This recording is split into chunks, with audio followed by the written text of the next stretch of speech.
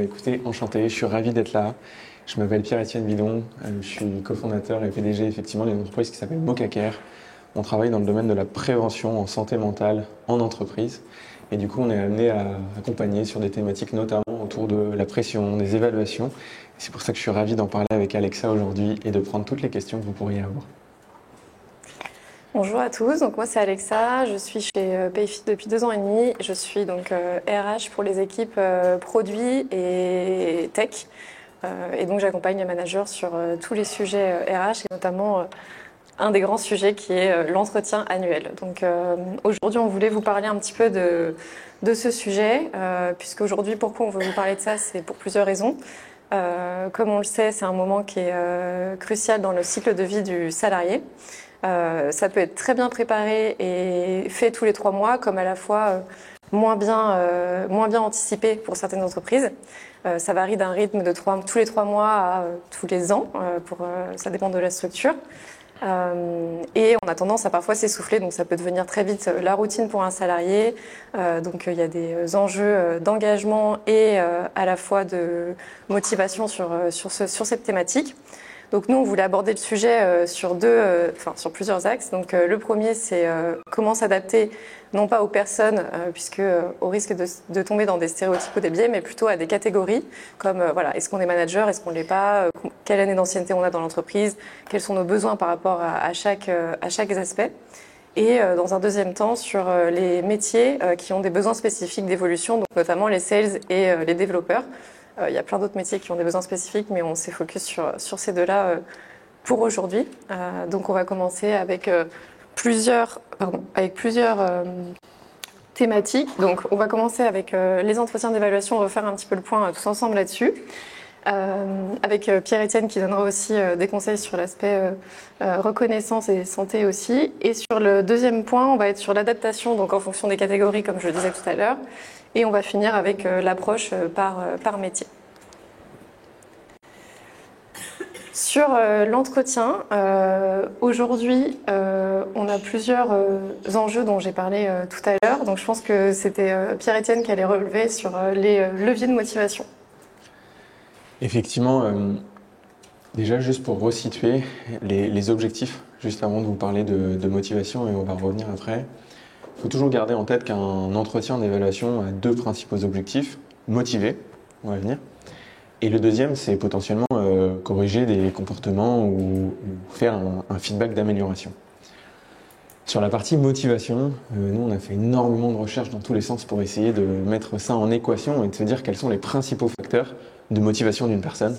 Chez Moca, on fait énormément de parallèles avec le sport et on s'est beaucoup inspiré de cet univers-là pour focaliser nos recherches. Le principal facteur que vous allez devoir rechercher, c'est ce qu'on appelle la reconnaissance. Ça peut paraître bateau, très simple, ça peut paraître être juste dire merci. En fait, c'est un peu plus compliqué que ça. Si j'essaye de vous donner des conseils concrets et actionnables pour valoriser le sujet de la reconnaissance en entreprise, il faut qu'il y ait 2 composantes. La première, c'est tout ce qui va être la spontanéité. Typiquement, profiter des phases en dehors des évaluations et des entretiens pour aller mettre une tape sur l'épaule, dire merci, dire bravo. Il faut que ça soit spontané. Je suis sûr que toutes et tous, vous êtes déjà dit dans votre tête « Waouh, ce truc-là, ça s'est super bien passé, mais en fait, je vais peut-être attendre pour aller lui dire « Je sais qu'il est dans le bureau, mais là, c'est pas le bon moment, j'ai un autre truc à faire. » Non. Déverrouillez en fait les contraintes mentales que vous avez potentiellement. Allez juste dire bravo, allez juste dire merci.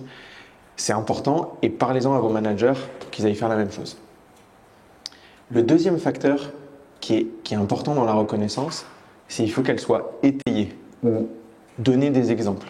Typiquement, si vous arrivez vers quelqu'un et que vous lui dites « Bravo Pierre-Étienne pour ce que tu as fait, c'était génial », ça n'a pas trop d'impact. Par contre, si vous fonctionnez avec un schéma qui est 1. Montrer les difficultés surmontées. De dire « Waouh Pierre-Étienne, franchement bravo.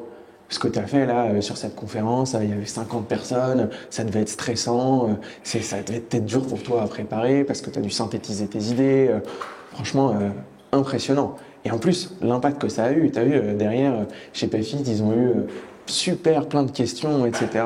Ça les aidait dans leur vie au quotidien. Donc vraiment, donner des exemples, c'est clé. Parce que là, ça va montrer à la personne tout simplement que 1. Vous êtes intéressé à ce qu'elle a fait, ce qu'elle a fait, et 2. Vous l'avez pris en compte dans la valorisation de la difficulté. Donc ça, c'est la première partie de la motivation, la reconnaissance. La seconde partie, qui est tout aussi importante dans la motivation, c'est l'autonomie. Cette autonomie, elle est extrêmement importante, c'est-à-dire que chaque début de projet, on va définir des responsabilités et derrière, les personnes seront responsables de A à Z sur cette partie du périmètre. La deuxième force de ça, en parallèle de l'évaluation et de la motivation, c'est ce qu'on appelle la résilience organisationnelle. À partir du moment où vous avez une responsabilité distribuée, vous n'avez pas tout qui va dépendre d'une seule personne, mais c'est entre guillemets la toile ou le groupe qui va permettre d'avoir un succès de projet à la fin. Donc si je résume, motivation égale reconnaissance plus autonomie. Merci Pierre-Étienne. Donc je voulais revenir aussi sur le but de l'entretien et ce qu'attend que ce soit un salarié, un manager, n'importe qui va recevoir son évaluation. Je pense qu'il y a plusieurs aspects. Le premier, c'est déjà savoir ce qu'on a fait bien. Donc, comme disait Pierre-Étienne, parler de reconnaissance dans ce qu'on a fait bien, comment on va avancer dans les prochains mois. Donc, définir les objectifs suite à ça avec la méthode. Nous, chez PayFit, on utilise la méthode SMART. On pourra revenir dessus derrière si vous avez des questions. Et le troisième point, c'est avoir une sorte d'accord entre le manager et la personne de OK, où on va, dans quelle direction, qu'est-ce qu'on attend de moi, est-ce que ça répond à mes besoins personnels et est-ce que ça répond aussi aux besoins business, parce que parfois ça va dans le même sens, parfois non, et le manager est là pour accompagner, expliquer pourquoi, comment et dans quelle direction et quel plan d'action on va mettre en place derrière. Sur la fréquence, on voulait aussi revenir sur ce point-là. Je pense qu'il n'y a pas de bonne ou mauvaise fréquence, ça dépend vraiment de l'organisation et de la taille de votre structure. Chez PayFit et dans les structures où j'étais avant, on était sur des rythmes assez récurrents. Je ne sais pas comment vous êtes chez Moka, mais on était sur tous les 3 mois, parce que ça avance vite, on ne sait pas où on sera dans 3 mois. 3 mois, ça peut paraître 2 ans dans certaines entreprises. Donc on avait besoin de faire un point régulier. Là où aujourd'hui, on commence à se structurer et on est passé à un rythme tous les 6 mois. Puisque les managers, ça demande aussi beaucoup de temps, ça demande beaucoup de temps de préparation, ça demande de l'investissement et les salariés aussi ont un côté un peu redondant. En revanche, là où il faut faire attention, c'est qu'on peut aussi manquer de feedback. Donc 6 mois, ça peut aussi être très long. Donc en fonction du rythme que vous adoptez, il faut juste bien penser à ce qu'il y ait aussi des moments dédiés, que ce soit dans les routines manager ou tout simplement un moment précis pour échanger autour du feedback. Donc ça peut être, voilà, je ne sais pas s'il y a des outils pour faire du feedback instantané. En tout cas, c'est d'incorporer ça soit dans une routine ou dans un rituel qui va permettre d'avoir du feedback. Puisqu'en tant que RH, je peux vous assurer que le feedback est un des plus gros problèmes dans l'évaluation et on manque très souvent de retours et ce qui inclut pas mal de questionnements et c'est une des premières sources de désaccords ou de désalignement entre un manager et un salarié. Donc l'entretien d'évaluation est aussi là pour ça. Je vous ai juste effectivement épargné les chiffres, mais vous pouvez peut-être les prendre parce que ça montre un paradoxe qui est quand même assez intéressant, qui est le besoin de reconnaissance. Et ça, on pourra y venir. Je suis un grand fan de tout ce qui est impact des réseaux sociaux sur le besoin de reconnaissance, dans quelle mesure le rapport à Instagram, le rapport à TikTok a transformé notre besoin de reconnaissance, parce en fait, ça travaille sur des sujets hormonaux derrière qui sont la dopamine. Vous avez peut-être vu un reportage d'Arte sur le sujet, sinon je vous le conseille, on pourra peut-être vous l'envoyer après, qui explique vraiment cette évolution massive du besoin de reconnaissance. Toujours est-il qu'il y a 81% des salariés qui ressentent très fortement ce besoin, et face à ça, il y en a 2 sur 5 qui disent en manquer fréquemment. Et c'est une des principales causes de départ au sein de l'entreprise. Donc on va commencer sur la deuxième partie qui est de comment on s'adapte en fonction des catégories de l'entreprise. Donc l'ancienneté, le type de rôle. Donc je ne sais pas si vous êtes familier avec le principe de contributeur individuel vs manager. Nous, ce qu'on appelle contributeur individuel, c'est tout simplement les personnes qui n'ont pas de responsabilité managériale. Donc évidemment, en fonction de si on est un manager ou si on est un contributeur individuel, on a des besoins différents lors de notre entretien annuel. On va commencer avec les contributeurs individuels. Donc aujourd'hui, n'importe quel salarié, son besoin dans un entretien annuel, c'est, comme je disais, donc avoir de la visibilité sur sa performance, ce qui s'est bien passé, ce qui s'est un petit peu moins bien passé, quels sont les axes d'amélioration. D'avoir un plan d'accompagnement sur les objectifs qui ont été fixés. Donc, plus on a eu des objectifs clairs et précis, moins on se fait challenger en tant que manager dans un entretien annuel. Donc, c'est important de l'anticiper en amont et de bien le préparer. Donc, la préparation est clé sur ce type d'entretien, et la préparation est sous-estimée souvent par les managers qui ne prennent pas forcément le temps parce qu'ils sont dans leur opérationnel et ne prennent pas forcément le temps de s'en occuper, mais ça reste un moment hyper important. Et le dernier point, c'est comme je le mentionnais, c'est d'avoir de la visibilité globale dans voilà, on va où, ensemble, comment. Pour un contributeur individuel, la discussion aussi de développement de carrière va être importante, puisque surtout si on n'a qu'un seul moment dans l'année, donc l'entretien annuel pour discuter de ses perspectives d'évolution, il y a plusieurs possibilités pour des contributeurs individuels selon la taille de la structure, mais ça peut être effectivement faire des mobilités dans une autre équipe, changer de périmètre, complexifier aussi son rôle actuel, donc avoir plus de sujets que le manager délègue un peu plus, d'avoir des objectifs différents, de pouvoir mentorer des personnes dans son équipe, de pouvoir monter en seniorité. Ou de pouvoir tout simplement changer d'équipe, puisque si vous avez plusieurs équipes sur le même type de métier, rien que de changer parfois d'environnement, de manager ou d'équipe et de collègues peut aussi amener du renouveau pour un contributeur individuel. Je ne sais pas si tu as quelque chose à dire, Pierre-Étienne, là-dessus. Je vais peut-être compléter sur la partie d'après, mais sur Yes. cette partie-là, pas tellement. Ça marche. Donc, on ne va pas relire toutes les questions, mais on vous a fait une petite bibliothèque de questions qu'on vous enverra aussi après sur qu'est-ce qu'un manager peut demander à un salarié durant l'entretien annuel. Mais c'est des questions comme justement avoir une posture d'écoute. Donc, comme disait Pierre-Étienne, c'est important. Donc, chez PayFit, on a mis en place le self-assessment. Donc, c'est-à-dire que le salarié, avant l'entretien, s'auto-évalue. Donc, il y a d'abord une phase de voilà, je prends le temps de m'évaluer moi-même, je dis selon moi ce qui s'est bien passé, ce qui s'est moins bien passé, là où j'ai envie d'aller, sans que le manager ait forcément tout de suite la discussion. Il envoie ensuite son rapport à son manager 48 heures avant l'entretien. Et le manager a fait le même travail de son côté en remplissant son évaluation. Et ce qui est hyper important, c'est qu'évidemment, la relation elle va dans les deux sens. Donc nous, on a mis en place aussi un feedback sur le manager dans l'entretien, puisque c'est également important d'avoir des retours en tant que manager sur ce qu'on fait bien ou ce qu'on fait moins bien. Donc on vous enverra tout ça après. Sur les managers, c'est peut-être un peu plus compliqué, puisqu'effectivement, un manager est déjà quelqu'un qui a une certaine seniorité en général, qui a déjà de l'expérience et qui a potentiellement, en tout cas de son point de vue, des possibilités d'évolution plus compliquées, puisque en général, quand on est manager, quand on veut évoluer, en tout cas en termes hiérarchiques, on devient soit directeur, soit on monte sur des responsabilités plus importantes.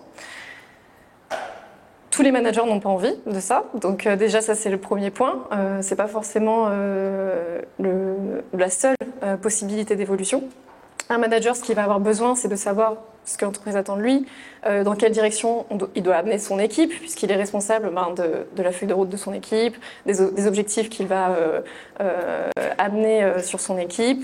Il va être responsable du développement de ses salariés dans son équipe, de leur évolution, mais il va surtout avoir besoin du coup tout simplement comme tout salarié, d'objectifs clairs là-dessus. Donc un manager, quelle possibilité il a aujourd'hui?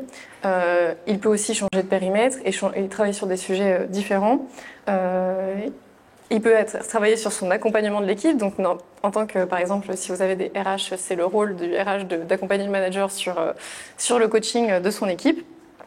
Il peut être aussi mentoré sur des soft skills ou des hard skills. Par exemple, nous, on a beaucoup de managers qui ont soit des problèmes de communication ou de public speaking. On va prendre les meilleures personnes de PayFit qui ont le bon public speaking et on va faire en sorte de le mentorer sur ces aspects-là. Il peut aussi mentorer lui-même, puisque s'il a un certain niveau d'expérience, il peut faire du mentorat soit dans une équipe, sur des contributeurs individuels, soit sur des pairs qui sont aussi managers. On a toujours des bons élèves qui sont très bons sur les pratiques managériales, qui coachent les autres managers également.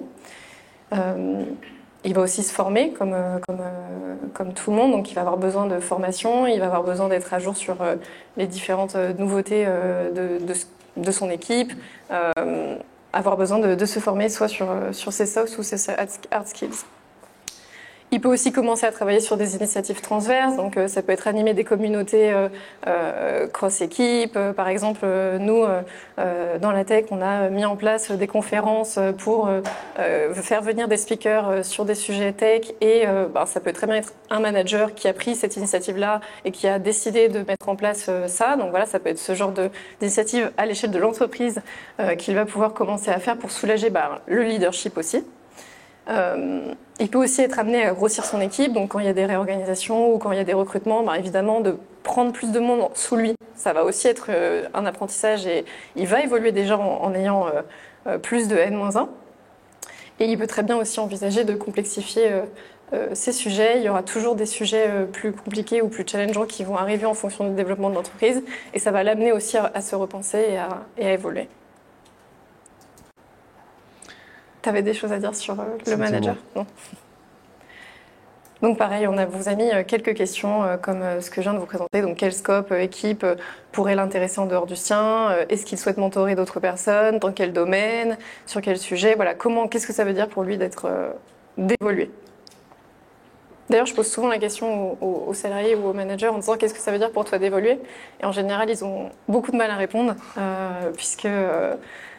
Aujourd'hui, le management vient souvent en tête, mais la plupart des personnes qui font des mobilités internes et que je vois pour le premier entretien pour devenir manager, il y en a la moitié qui n'ont aucune idée de ce que c'est le rôle de manager et qui finalement le postulent tout simplement parce qu'ils pensent qu'il n'y a pas d'autre perspective d'évolution. Donc l'idée, c'est de les amener à aller aussi sur d'autres types et s'expertiser et devenir aussi expert de son niveau. Ça ne m'étonne pas, vous avez déjà dû le voir sur de nombreuses lectures ou vidéos, mais on considère trop souvent le rôle du manager comme une reconnaissance ou comme en tout cas un résultat de ce qu'on a pu faire par le passé, alors que c'est un métier comme n'importe quel métier, et ce métier doit être évalué selon les compétences, comme n'importe quel métier, selon les compétences qu'on a eues. Avant de venir juste au sujet de la sécurité psychologique, il y a peut-être un truc important à dire aussi sur la fréquence. Tout à l'heure, on parlait de cette fréquence. Nous, chez Moka, on a mis quelque chose en place que je trouve pas mal, donc je vous le partage. En fait, sur la première partie de vie dans une entreprise, notamment pendant la phase de période d'essai, qui pour beaucoup de collaborateurs peut être une phase stressante, c'est important d'avoir des touchpoints réguliers. Nous, on les a fixés à 1 mois. Ça peut paraître super fréquent, mais toujours est-il que pendant cette période d'essai, souvent il y a des questions qui vont venir brider la performance d'un collaborateur ou d'une collaboratrice. Je vais y revenir après, j'ai un exemple. Juste un catch-up, une demi-heure, pas plus, qui est pour dire comment tu te sens, est-ce que ça va globalement? 2, est-ce que tu as les moyens de bien faire ton boulot? Et 3, est-ce que tu es clair sur tes objectifs? C'est aussi simple que ça. Et le manager, la manageuse, c'est sa responsabilité d'arriver avec des objectifs clairs. C'est-à-dire, dès que la personne arrive dans l'onboarding, j'attends de ça de toi à 3 mois, j'attends de ça de toi à 6 mois, etc. Mais ce fait d'avoir un moment dédié, calé dans l'agenda, dès le départ, sur les 3 ou 4 mois en fonction de la durée de votre d'essai, ça réduit tout de suite le niveau de stress. Après, nous, on a fait exactement comme PayFit. On est plus récent que PayFit. On existe depuis un peu plus de 3 ans maintenant. On est 70 chez Moka. Et on accompagne un peu plus de 200 entreprises. En fait, ce qu'on a fait au tout départ, c'est effectivement des points tous les 3 mois qui avaient la valeur d'être fréquents. Et maintenant, en fait, on a divisé en 2 choses. La première, c'est des vrais points tous les 6 mois, qui là sont détaillés, préparés. Et tous les 3 mois intermédiaires entre les 6 mois, on a ce qu'on appelle un check-up. Et on a fait une pratique qui fonctionne super bien, sauf quand il pleut, c'est d'aller le faire en marchant. Ça peut paraître très bizarre, mais en fait, on se rend compte que sur la partie « comment tu te sens », les collaborateurs et collaboratrices se livrent beaucoup plus en prenant l'air en étant dans une petite bulle ou dans une petite box.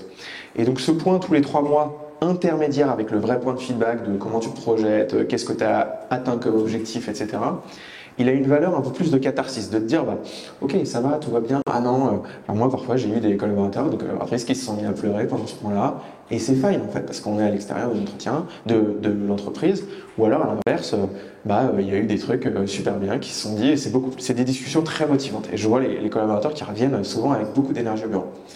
Voilà, c'était le petit conseil. Maintenant, on passe à une notion qui pour nous est extrêmement importante, Comme je vous le disais, on accompagne maintenant depuis un peu plus de 3 ans plus de 200 entreprises. Ça représente à peu près 40 000 collaborateurs accompagnés au quotidien. Je vois qu'il y en a dans la salle, je vois qu'il y a un petit carnet addictif là, entre tes mains. Non, c'est pas ça. Si, c'est ça. En fait, ce qui a eu beaucoup de valeur pour nous, donc on a regardé deux choses. Un, on a regardé l'ensemble des collaborateurs qu'on accompagnait, et deux, on a regardé la recherche, ce qui se faisait en Europe ou aux États-Unis. Notamment, il y a une étude qui nous a énormément marqué, c'est l'étude Aristote de Google. Je ne sais pas si vous en avez déjà entendu parler, mais Google, en fait, avec toute l'extravagance parfois que peut avoir Google sur les sujets people, s'est posé une question qui était si je devais isoler un facteur de performance des équipes, ce serait lequel? Et donc pendant 2 ans, ils ont sondé 180 équipes internes, posant plein de questions, etc. Vous pouvez aller voir sur Internet justement cette étude par la suite. Et ils ont isolé un facteur que vous voyez ici, qui est la sécurité psychologique. Un mot un peu barbare qui peut faire peur comme ça. Mais encore hier, ça m'est arrivé, une collaboratrice je lui dis, écoute, qu'est-ce qui s'est passé là? Pourquoi on s'est planté sur ce truc-là? Et elle me dit, je vais être cash avec toi, je suis super stressée par ma période d'essai. Et là, je me suis dit, non, elle m'a dit faire que ça, elle m'a dit, j'ai l'impression que ma période d'essai se joue sur ce truc-là. Et là, je me suis dit, merde, même nous, qui ne bosse que sur ce sujet-là, on n'a pas réussi à faire ce truc-là. Donc ça veut dire que ça arrive à tout le monde, parce que je peux vous dire qu'on est obsédé par cette thématique. Et en fait, la sécurité psychologique, c'est très simple. C'est dans quelle mesure, en tant que collaborateur, en tant que manager, en tant que personne dans l'entreprise, je me sens en confiance pour exprimer des doutes, faire des erreurs et rebondir. Et ça permet énormément de bénéfices dans l'entreprise. Et c'est pour certaines peut-être de vos entreprises, ça va être un changement de mindset. Parce que très souvent, dans des modes de management assez paternalistes, l'objectif c'était plutôt sois fort, réussis, t'as pas le droit à l'erreur, tu réussis ou tu pars. Enfin, il y a beaucoup de cultures comme celle-là. Et en fait, ce dont on s'est rendu compte et ce dont Google s'est rendu compte, qu'il y avait 3 énormes bénéfices sur l'entreprise. Le premier, c'est l'innovation. À partir du moment où vous acceptez le droit de se tromper, nécessairement les gens vont créer beaucoup plus parce qu'ils se disent si je tombe, c'est pas grave. Et ça, en fait, c'est quelque chose qui est extrêmement important. Et je vais vous donner un conseil qui est clé pour cultiver ce droit à l'erreur. C'est de bien différencier l'erreur et la faute. Beaucoup de managers font pas de différence entre l'erreur et la faute et donc ont tendance à venir réprimander quand il y a une erreur qui est faite. Alors qu'une erreur, c'est quand on s'est trompé. Une faute, c'est quand on a enfreint une règle.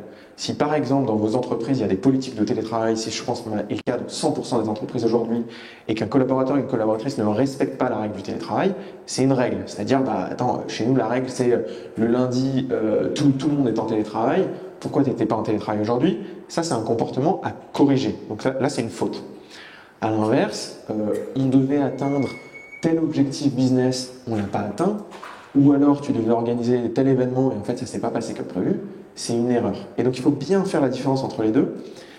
La différence va principalement être quand vous devez corriger une erreur, la principale chose à faire, c'est poser beaucoup de questions et responsabiliser. Ok, qu'est-ce que tu en as pensé? Pourquoi ça s'est passé comme ça? Qu'est-ce qu'on peut faire selon toi? Qu'est-ce qu'on aurait pu faire pour éviter cette erreur? Qu'est-ce qu'on peut faire dans l'avenir pour que ça ne se reproduise plus? Ok, on s'aligne sur un plan d'action, d'accord? Ça, c'est vraiment le type de dialectique qu'il faut avoir. Beaucoup de questions. À l'inverse, dans la faute, là, c'est corriger un comportement. C'est, écoute, chez nous, la règle, c'est le lundi, pas de télétravail.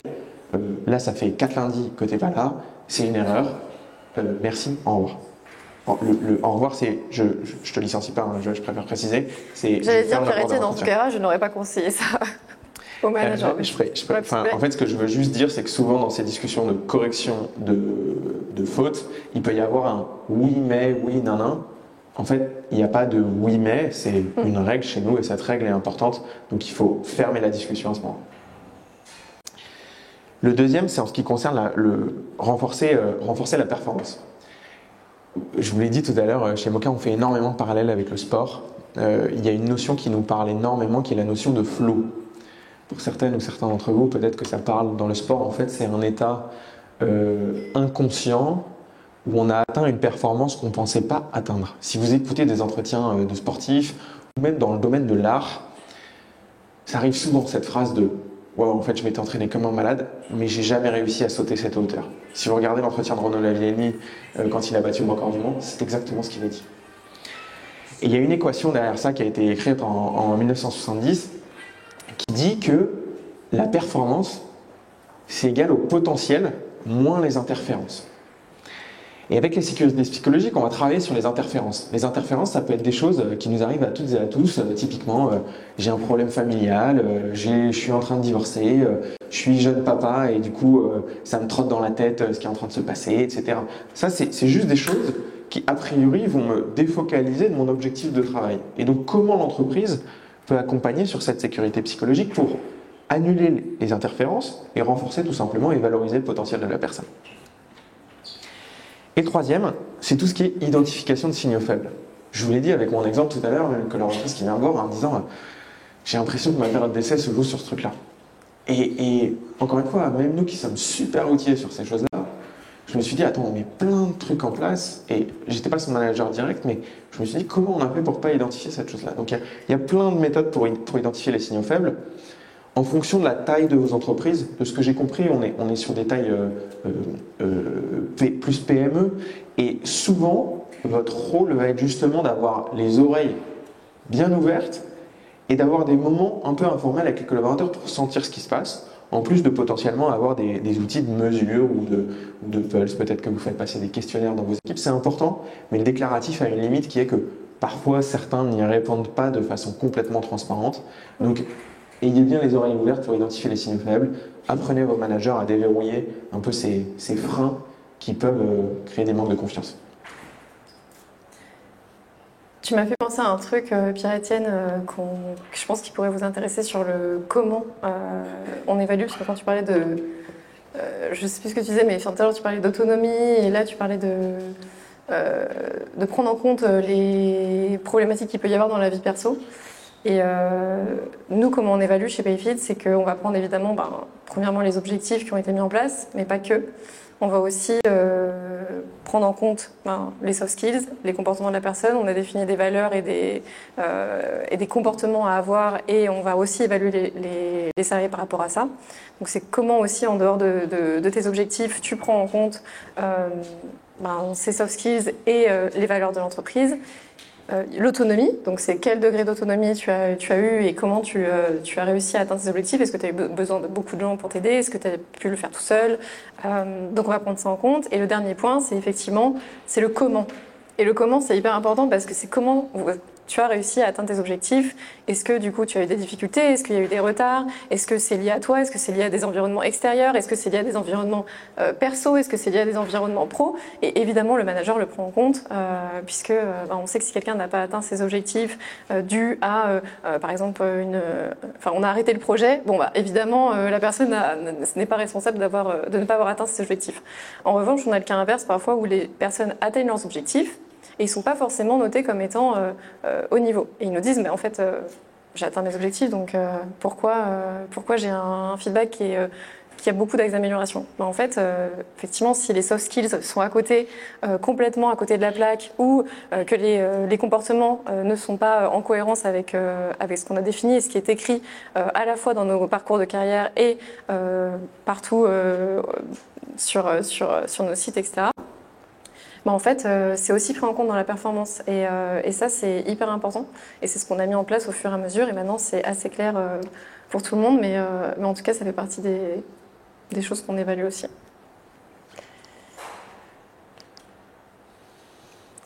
La deuxième catégorie qu'on a choisie, c'est les anciens collaborateurs et les nouveaux collaborateurs.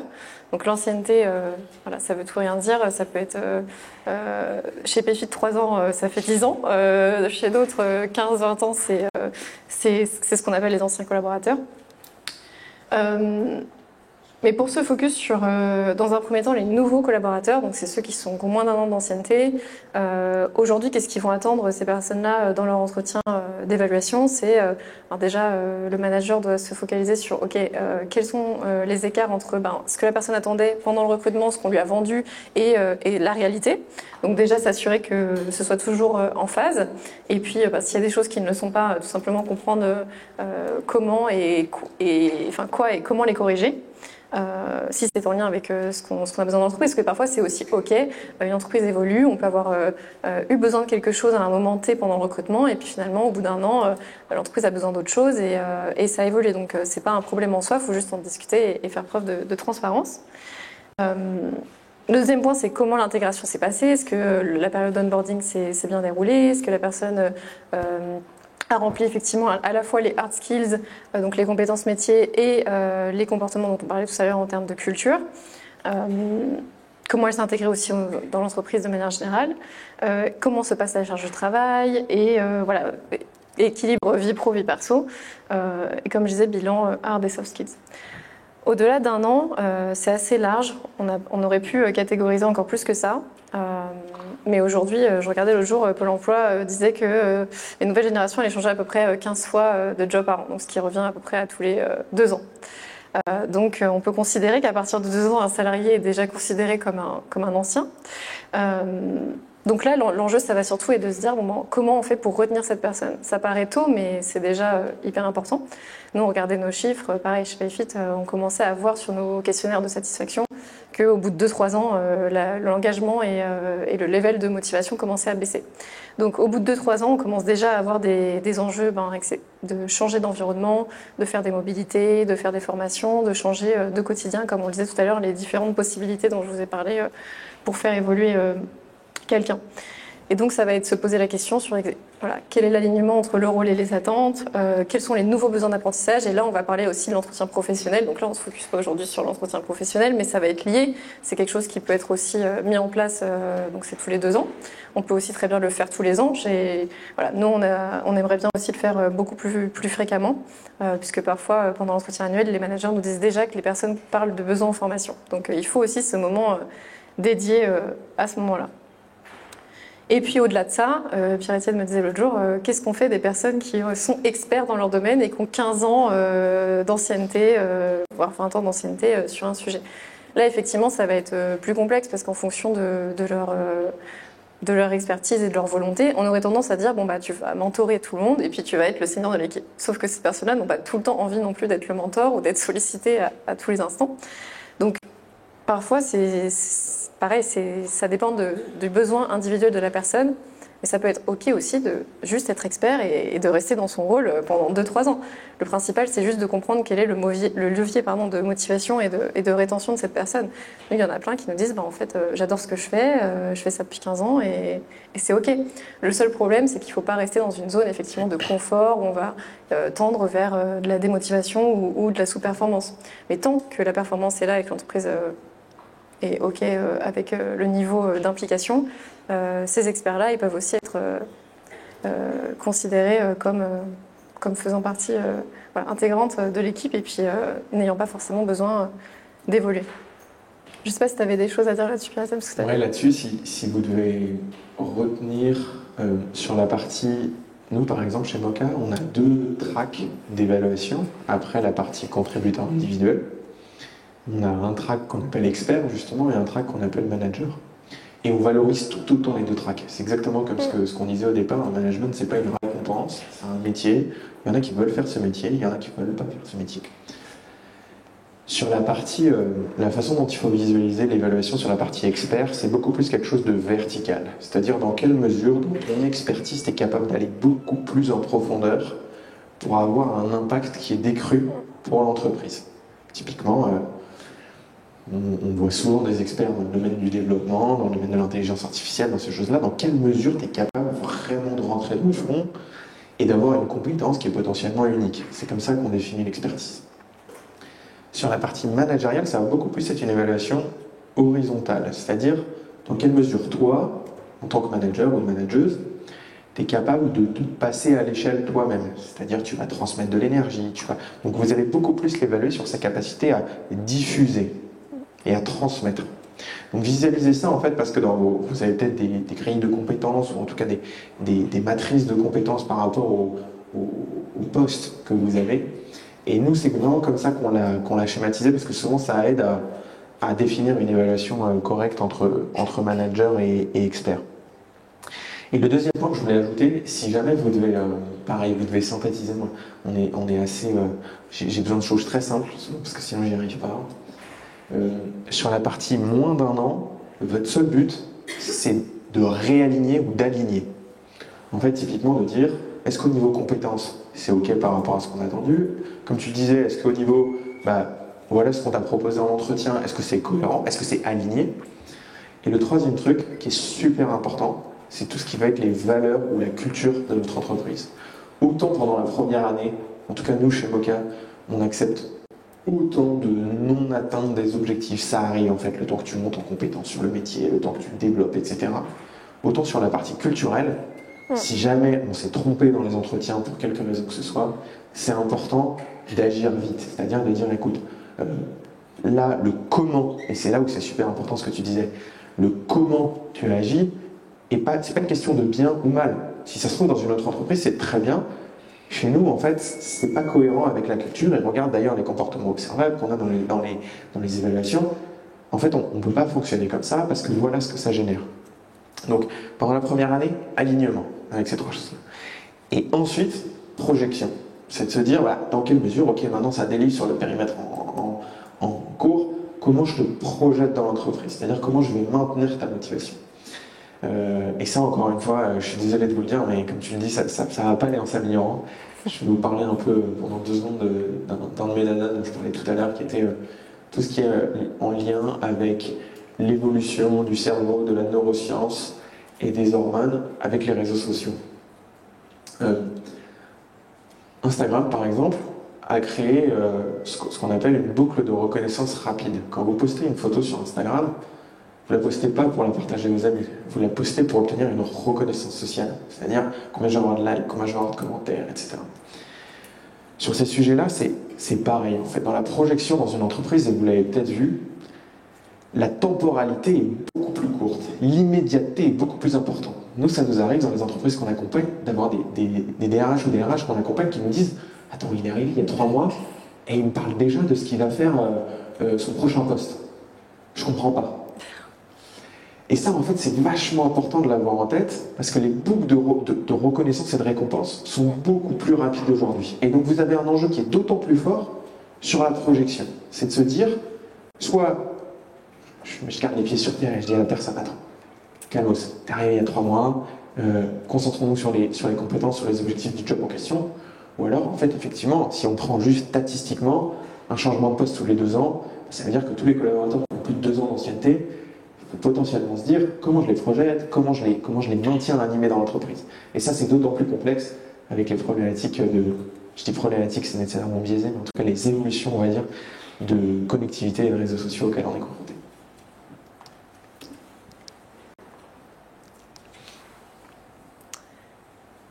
Pareil que tout à l'heure, on va pas revenir sur toutes les questions, on vous enverra ça dans un second temps, puisqu'on est un petit peu en dehors du temps, on nous fait un petit signe.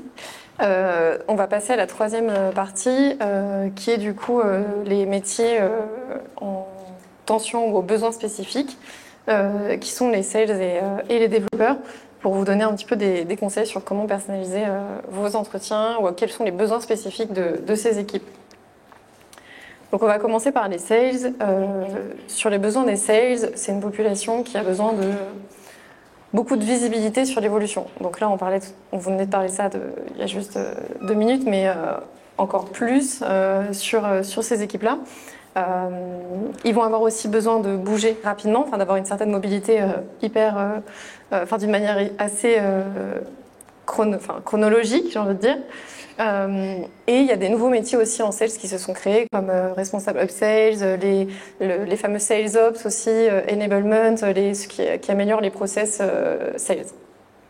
Donc il y a ce type de métiers qui sont aussi apparus, mais ça peut aussi être des mobilités. Je sais que ça s'est très bien fait. Avant, j'étais chez Doctolib, il y avait des sales qui passaient recruteurs. Enfin voilà, ça peut être aussi des skills qui sont des compétences qui sont similaires.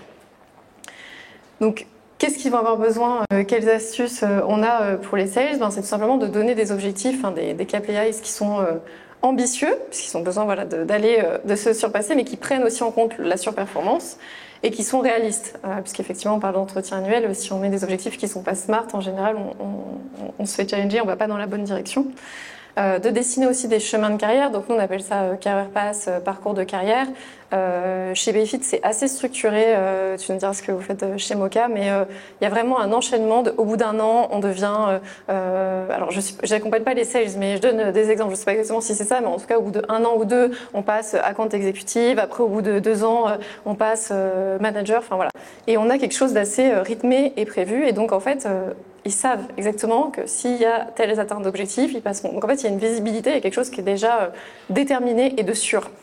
Pareil pour les salaires, il y a des revues hyper régulières. Enfin voilà, il faut que ce soit quelque chose qui bouge et qui aille vite, puisqu'ils sont chassés. Il y a tout le temps des opportunités.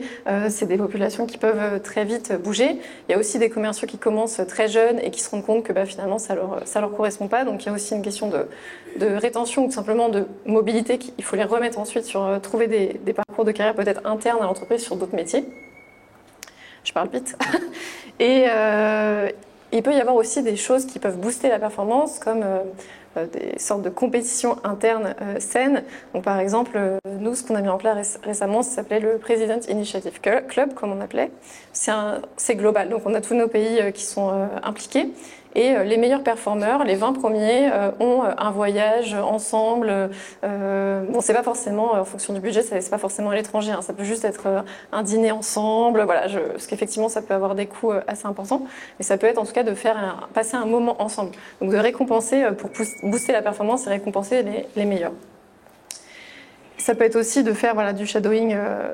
Le shadowing, c'est accompagner, aller avec quelqu'un qui fait un job et d'être en parallèle pour voir ce qu'il fait. Donc, dans d'autres équipes pour tout simplement trouver un autre parcours de carrière si besoin. Et après, ce qui est très important aussi, donc il faut savoir gérer la surperformance et récompenser les meilleurs, mais il faut aussi être clair et transparent sur la gestion de la sous-performance. Parce que ça peut être quelque chose qui arrive très vite chez les commerciaux, donc la non-atteinte des objectifs. Et il faut aussi former vos managers et former vos équipes RH si vous en avez aujourd'hui sur comment gérer cette sous-performance, comment être clair et qu'il n'y ait pas de débat. On sait quel est le process, on sait ce qui se passe quand il n'y a pas une atteinte d'objectif. Est-ce que c'est au bout de 6 mois, 1 an, qu'est-ce qu'on met en place? Est-ce qu'on met des plans d'accompagnement, d'amélioration des compétences? Est-ce qu'on va sur un autre rôle? C'est d'abord quelque chose de clair et qui est su par tous les collaborateurs. Pour te compléter, là on essaye de vous donner en fait des clés de ce qu'on a pu observer sur des populations, bien sûr. Je me rappelle, chaque sales est différent, chaque développeur est différent. Mais il faut quand même le garder en tête. Pourquoi? Parce que chez Moka, on a travaillé au départ sur un truc qui était c'est quoi les drivers profonds d'une personne? Et il y a une catégorisation qui est assez sympa, peut-être que certains d'entre vous en ont parlé, c'est le test des couleurs. Je ne sais pas si ça nous parle, bleu, vert, etc. En fait, si on prend je vois des oui dans la salle, on n'est pas trop rentré dans le détail, on s'est juste dit, tiens, ce truc est intéressant parce qu'en fait, chez certaines personnes, par exemple les rouges, le driver, ça va être le challenge. Vous leur dites, tiens, j'ai un super challenge pour toi, tout de suite, tac, les yeux qui s'ouvrent, etc. Souvent, ça, on l'observe en sales. Ça fonctionne aussi autour du jeu. Tu parlais du President Club. Nous, on a un truc qui fonctionne bien aussi où dès qu'il y a un contrat je me souviens plus exactement du montant qui est signé, en fait, le directeur commercial va acheter un ticket à gratter à la personne et tout le monde la regarde au moment où il y a le truc. En fait, c'est un jeu, c'est très ludique. La première fois que je suis arrivé chez Payfit, j'étais impressionné. Je suis passé là dans les couloirs, c'est la deuxième fois que je viens seulement. Et en fait, il y avait un aspect communautaire qui était super fort. Ils étaient tous là-bas autour de la table. On sentait qu'il y avait une énergie, comme si c'était une équipe. Et ça, en fait, c'est très fort dans les sales. Donc, c'est un autre driver, en fait, qu'on peut appeler driver empathique. C'est de se dire dans quelle mesure le groupe est important pour moi et l'aide du groupe et l'aide que je vais apporter au groupe va être important. Après, il y a d'autres drivers que vous pouvez évaluer dans d'autres populations, très souvent. Typiquement, il y a un driver cartésien. Dans quelle mesure mon tableau Excel ou mon algo est bien propre, bien fait, cette beauté du geste, quoi, en fait, presque maniaque, sans vouloir caricaturer.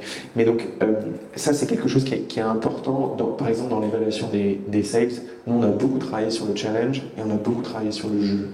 Donc, choisissez des axes. Il n'y a pas nécessairement, c'est pas tout le temps le cas, Ça se trouve, vous avez des sales, notamment il y a une couleur qui est le violet, qui est beaucoup plus la défense de la cause. Entre guillemets, il faut les projeter dans un sens ou pour une cause qui a de la valeur pour eux. Donc trouver en fait cet axe. Mais ça vaut le coup de faire ce travail et derrière de focaliser tous les efforts là-dessus.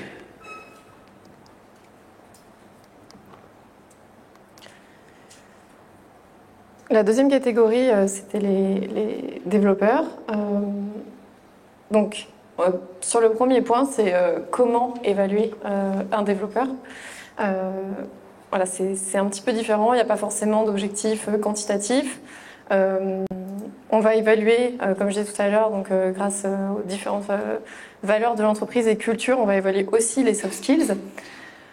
On va aussi pouvoir se baser sur le feedback, donc 360, donc en fonction de ce que vous mettez en place, ça peut être à la fois pendant l'entretien annuel où le manager va récolter du feedback, ou la personne va demander elle-même du feedback, ou comme vous faites, vous chez Moka, avoir quelque chose de beaucoup plus régulier tous les mois, c'est ça ? Pendant la période d'essai. Pendant la période d'essai, ok. Mais ensuite, voilà, de continuer ces feedbacks réguliers. De regarder les compétences métiers aussi, donc on sait ce dont on a besoin, qu'est-ce que c'est un développeur dans votre entreprise, qu'est-ce qu'il doit savoir faire, donc il y a aussi ça à prendre en compte. Chez nous, en tout cas, je sais que c'est le cas pour beaucoup d'entreprises, les développeurs fonctionnent en équipe, donc c'est-à-dire qu'ils vont avoir des systèmes qu'on appelle de squad, ils vont travailler ensemble en équipe pour mettre en place des différentes fonctionnalités. Ce qui rend beaucoup plus compliqué la méthode d'évaluation, puisque quand on est en équipe, on a plus de mal en tant que manager à évaluer qui a fait quoi. Et souvent les managers, moi, ils me disent, mais en fait Alexa, je ne peux pas mettre d'objectifs individuels puisqu'ils le font tous ensemble. Donc comment je fais pour avoir une évaluation sur un individu ? Et c'est là où je dis, bah, effectivement, tu as ton parcours de carrière, tu as les feedbacks que tu peux aller chercher, à la fois au sein de l'équipe mais en dehors, donc tous les parties prenantes avec qui travaille cette personne en particulier, tu as les soft skills et c'est ça qui va faire la différence, tu as l'autonomie, tu as le comment dont on parlait tout à l'heure. Tu peux aussi avoir la participation aux incidents. Donc il y a souvent, je le pense, si vous êtes en tech, il y a très certainement tout le temps des incidents ou de la dette, ce qu'on appelle de la dette technique. Donc c'est quelle est la proactivité des personnes et des développeurs sur ces sujets-là? Est-ce qu'ils vont être proactifs? Est-ce qu'ils vont répondre? Est-ce qu'ils vont être engagés? Donc il y a ces éléments-là et il y a un petit peu de quantitatif. Par exemple, le nombre de tickets gérés, le nombre d'activités sur GitHub. Bon, je parle très technique, donc peut-être que ça ne parle pas à tout le monde. En tout cas, c'est les outils qui sont utilisés où vous pouvez traquer certaines métriques.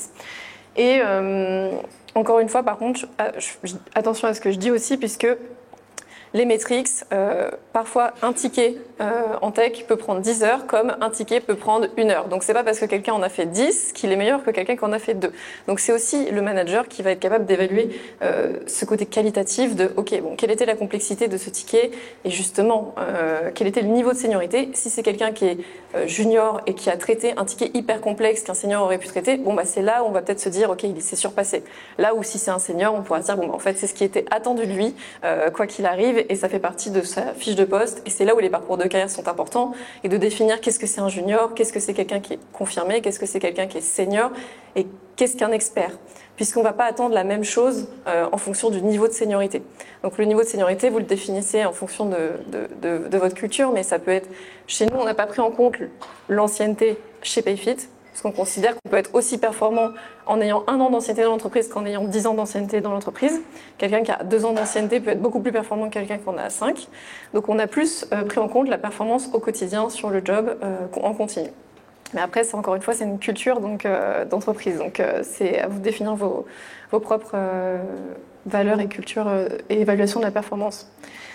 En termes de petits conseils sur les développeurs, les spécificités, c'est que c'est des populations qui ont besoin de beaucoup de formation, qui vont être très sensibles à l'apprentissage, donc ils vont en continu, alors encore une fois pas tout le monde, mais en tout cas moi je le vois en tant qu'HRBP de ces équipes-là, c'est des questions qui reviennent très souvent sur la formation. Donc la formation, oui, ça coûte un certain prix, mais pas forcément. On a aussi des manières de pouvoir former les développeurs de manière pas très chère. J'ai appris que les livres marchaient très bien. Donc avec des budgets à 10, 20, 30 euros, 50 euros. Et a priori, il y a beaucoup de sujets dedans. Donc ça peut être ça peut être des conférences. Il y en a une à Bordeaux là, pour une centaine d'euros. Enfin, voilà, en fonction de vos budgets, vous pouvez trouver des choses vraiment assez accessibles. Il y a des plateformes comme Udemy. Bon là, c'est peut-être un coût un peu plus important, mais en tout cas, il y a des choses. Utilisez votre connaissance interne aussi, créez vos propres contenus. Je sais que Doctolib, chez qui j'étais avant, ils ont misé sur tout l'interne. Ils ont vu qu'à l'époque où j'y étais, ils avaient quasiment aucun fournisseur externe, hormis peut-être un peu pour les équipes tech ou les métiers très spécifiques, mais sinon ils utilisaient, ils créaient leur propre contenu. Mais ça, encore une fois, ça demande du temps dans les équipes RH, etc. Donc c'est en fonction de votre staff. Et c'est important de libérer du temps, puisqu'en général aussi la contrainte, c'est on n'a pas le temps, on a trop de sujets, on peut pas passer 2 heures par semaine sur de la formation. Donc ça, c'est sensibiliser les managers sur ce sujet-là, les obliger à faire des bilans de compétences au moment soit de l'entretien annuel, soit de l'entretien professionnel, et de libérer du temps et de le lier à un projet qui existe. Parce qu'évidemment, il faut que ce soit lié à un objectif de l'entreprise. Et quand il y a un vrai but et que la personne sait que ça va lui servir sur son projet actuellement, elle est tout de suite beaucoup plus motivée pour le faire. Donc voilà, je pense que c'était les points. Je vais faire très rapide parce que je vois le temps qui passe et je suis sûr que vous avez plein de questions. Je vais terminer par 2 conseils sur la population des développeurs qu'on a appliqués en interne chez Moka. Le premier, c'est le système que chez nous on appelle de hats, donc de chapeau. On a des concepts un peu bizarres, mais je vais vous le détailler. En fait, juste pour vous donner un résultat, donc on a créé la société il y a 3 ans et demi. On n'a eu aucun turnover non souhaité dans notre équipe tech depuis 3 ans et demi. Ça peut paraître complètement anormal dans un écosystème tech où les développeurs tournent énormément. Et le système des chapeaux est un des facteurs de réussite. Il y en a d'autres, je pourrais vous les communiquer si vous le souhaitez. Le système des chapeaux, en fait, c'est... Là, vous voyez Charlotte et Christelle. On a aussi une équipe tech qui est plus féminine que masculine. Impressionnant. En fait, on divise toutes les missions hors développement. Donc, par exemple, le recrutement, tout ce qui est évolution de la grille de salaire, tout ce qui va être en lien avec l'onboarding des nouveaux arrivants. Donc, en gros, toutes les missions annexes à votre métier principal de développeur. De par notre valeur de responsabilité distribuée, on les a alloués à l'équipe tech. Donc c'est eux qui sont responsables de faire fonctionner l'équipe au global. Et chaque personne va avoir un chapeau, c'est-à-dire pour chacun des process, par exemple le processus de recrutement. Le premier chapeau, ça va être de le définir et d'écrire le process. C'est quoi le process de recrutement dans l'équipe tech? Le deuxième chapeau, c'est de le faire vivre. Vous vous doutez qu'en 3 ans et demi, ça a évolué, il y a eu des changements, etc. Et le troisième chapeau, c'est de le deuxième chapeau, c'est de le faire évoluer, et le troisième chapeau, c'est de le faire vivre au quotidien. Et donc en fait, toutes ces responsabilités sont distribuées, et ça génère un intérêt décuplé pour le job dans les équipes, parce qu'en fait, les équipes sont responsables de l'équipe au global, c'est-à-dire je sais que moi, j'ai le chapeau recrutement, et donc en fait, je vais intervenir pour l'équipe au global. Donc ça crée une cohésion qui est extrêmement forte. Et deuxièmement, le fait de diviser ces chapeaux, ça crée ce que je disais tout à l'heure, qui est une résilience organisationnelle. Une des craintes massives de toutes les entreprises, notamment technologiques, c'est de se dire qu'est-ce que je fais si demain mon principal développeur ou mon CTO part? L'enfer. Nous, en fait, demain, bien sûr, je ne le souhaite pas, et il est très fort, etc. Mais si notre directeur technique part, l'équipe continue de tourner, en fait, grâce à ça. Donc vous arrivez à trouver à la fois un intérêt dans la projection, dans le développement, et en même temps une résilience organisationnelle. Et le deuxième conseil que j'avais, c'était trouver des moyens de motivation pour les équipes tech qui utilisent leur propre langage, leur propre code, leur propre manière de réfléchir. C'est comme ça que nous, chez Moka, on a développé un petit produit qui, au tout départ, qui maintenant est devenu notre produit phare, qui s'appelle Félix, qui est un petit module de formation qui est inclus dans Slack et dans Tips. En fait, au départ, mes équipes tech m'ont dit attends, on est trop fan d'avoir de la formation, mais et si on crée directement dans Slack, parce qu'en fait on est tout le temps dans Slack, et j'aimerais bien avoir un truc dans 4 minutes par semaine qui se met dans Slack. Et donc trouver, c'est ça qu'on a créé nous, mais trouver des outils en tout cas qui s'intègrent dans le quotidien. C'est beaucoup plus important pour certains métiers qui sont assez habitués à, entre guillemets, à aller à des sessions de formation, des choses comme ça. Voilà, c'était le dernier conseil. Il nous reste une dizaine de minutes pour conclure et pour les questions. Ok, super. Et d'ailleurs, ce que tu dis, Pierre-Étienne, ça peut être applicable à n'importe quel métier. Hein. Donc, clairement, c'est une super idée. On va juste clôturer avec le suivi dans le temps. Non. Bon, on avait un petit parti. Je vois qu'on va parler un peu des alternants. Non, c'est très rapide sur les alternants. Tout simplement, c'est important aussi puisque je pensais qu'on n'avait pas le temps. ils sont là et ils peuvent rester, donc c'est important. Ils ont besoin, comme tout le monde, d'avoir un entretien. Alors nous, on les inclut sur les entretiens annuels, puisque ils ont autant d'implications que n'importe quel salarié. Ça permet d'avoir déjà une base de données et aux futurs managers d'avoir des informations sur quelles sont les forces, les axes d'amélioration de cet alternant-là qui va peut-être rester en CDI.